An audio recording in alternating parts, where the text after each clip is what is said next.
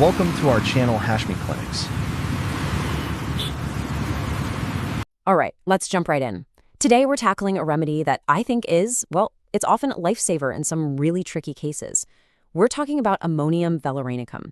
You know those patients, the ones who are just incredibly high-strung, nervous, and they come in with these intense, almost unbearable neurologic pains, especially when it's all tangled up with a hysterical state? Yeah, that's our territory today. If that sounds familiar, you're in the right place. Okay, so let's start with this classic description. It really says it all, doesn't it? A remedy for nervous, hysterical people suffering with neuralgia, headaches, and insomnia. I want you to burn that into your memory. Nervousness, hysteria, neuralgia, and insomnia. That's the golden triad right there. You see those three things weaving together in a case? Bam, Ammonium Valerianicum. Has to be one of the first remedies you think of. It's really the foundation for everything else we're about to discuss. So here's our game plan. We're going to start with the absolute core of the remedy, what makes it tick. Then we'll look at the mental and emotional picture, move on to the physical symptoms, and then get into the nitty-gritty of when and how to use it. And finally, we'll wrap up by comparing it to a few other key remedies so you can really nail down your prescription. Sound good? Let's do it. Okay, first up, the core essence. You know, to truly understand this remedy, we've got to grasp the one central idea that everything else revolves around. And that central idea is nervous erethism. Now, what does that actually mean? Well, think of it like a car alarm that's set way too sensitive. A leaf falls on it and it just goes berserk. That's the nervous system here.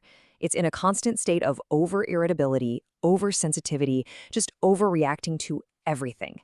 This isn't your garden variety anxiety. No, this is the very soil from which all the other symptoms grow. It's absolutely key. And this is where it all comes together. The remedy is for hysterical neuralgia. Now listen closely to the wording.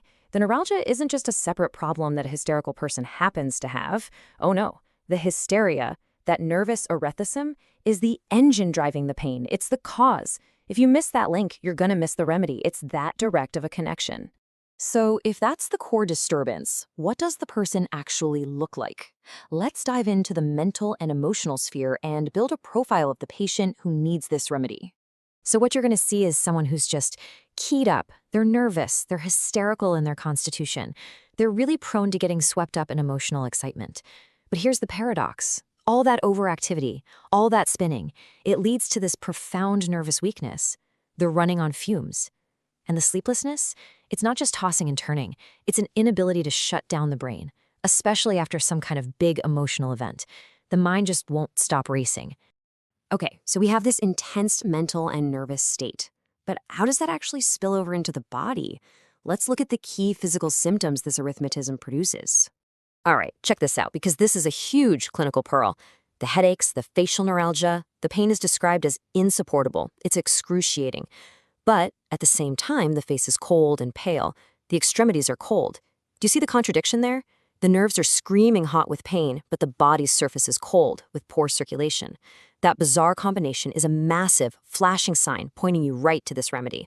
And the heart. The heart is another big target for this remedy. We see a lot of what we call functional disturbances. So you'll get tachycardia, a racing pulse, palpitations, even these sharp, violent neuralgic pains around the heart. The patient is often terrified they're having a heart attack. But when you investigate, there's no organic disease. It's the haywire nervous system just wreaking havoc on the heart's rhythm. And here's a really interesting one, the urinary system. You'll see this remedy pop up for enuresis, bedwetting. But again, it's not really a bladder problem per se. It's about that lack of nervous control, especially in kids who fit that nervous, high-strung, hysterical picture. It's another way that central nervous weakness manifests. Okay, so we've got a pretty clear picture of the patient. Now let's get practical. When do you actually pull this remedy out of your toolbox? What are the specific triggers? What makes things worse? These are your big ones right here. You have to ask about these things. Emotional excitement is huge. Any kind of hysterical episode. But also look at their lifestyle. Overdoing it on coffee or even green tea. These stimulants can push a susceptible person right into an Ammonium Valerianicum state. So if a patient tells you their killer headache and insomnia started after a big fight or a wild party where they drank a ton of coffee, you should be listening very, very closely. So here's a simple 3-step mental checklist you can use in the clinic. Number 1, you've got neuralgia. Number 2, it's primarily hitting the cranial nerves, so the head and face.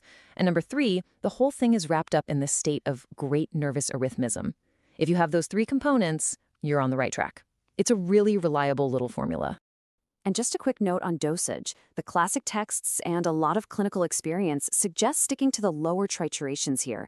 Something like a 2x or 3x is often the sweet spot for this remedy. No need to go super high in most cases. All right, now for arguably one of the most important parts of any remedy study. How do we tell this remedy apart from its close cousins? Let's talk about differentiation, because this is where good prescribers become great prescribers. Let's start with the other ammonium salts. This is super important. With Ammonium Valerianicum, the neuralgia is tied to hysteria, and it's in the cranial nerves. Got it? Now, compare that to ammonium bromide. There, the neuralgia comes with a lot of congestion in the head. Think of a red, flushed face. Totally different picture. And then you've got ammonium muriate, where the whole problem seems to start from the liver. So you see, you have to find that central point to pick the right one. Now the big one, ignatia. I mean, how many times do we get stuck between these two? Both are huge for hysteria, right? But here's the difference. Ignatia is the king of contradiction and paradox. The symptoms make no sense. Laughing at bad news, that sort of thing. And there's almost always a component of recent grief, disappointment, and that famous sighing. Ammonium Valerianicum, on the other hand, is less about paradox and more about this raw, intense, over-the-top nervous excitement that's just driving everything. So let's boil it all down into some prescribing pearls you can take with you. First, always think of this remedy in your nervous, hysterical patients. Remember that key triad: neuralgia, insomnia, and nervous erethism. Always dig for the cause: emotional excitement, coffee, tea, and please don't forget that bizarre physical sign, that unbearable pain with a cold, pale face. And here's a pro tip. Don't overlook it in those tricky functional heart complaints that seem to come out of nowhere. It can be a real game changer there. And I'll leave you with this question to really chew on for your next case. When a patient walks in with those confusing functional heart symptoms and neuralgia, how are you, personally, going to decide between ignatia and ammonium valerianicum? Think about it. What questions will you ask? What signs will you look for?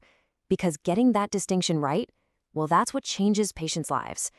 I really hope this has given you some solid tools to use. Thanks for joining me. Professor Dr. Rafat Hashmi is a distinguished homeopathic physician, educator, and researcher with over 4 decades of clinical and teaching experience. He is widely respected for his deep command of Materia Medica, repertory, and constitutional prescribing, combined with a practical, patient-centered approach.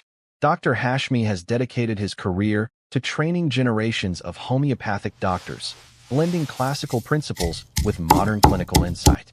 He is also known for his innovative work in digital homeopathy, developing educational content, clinical tools, and AI-assisted systems to enhance remedy selection and case analysis.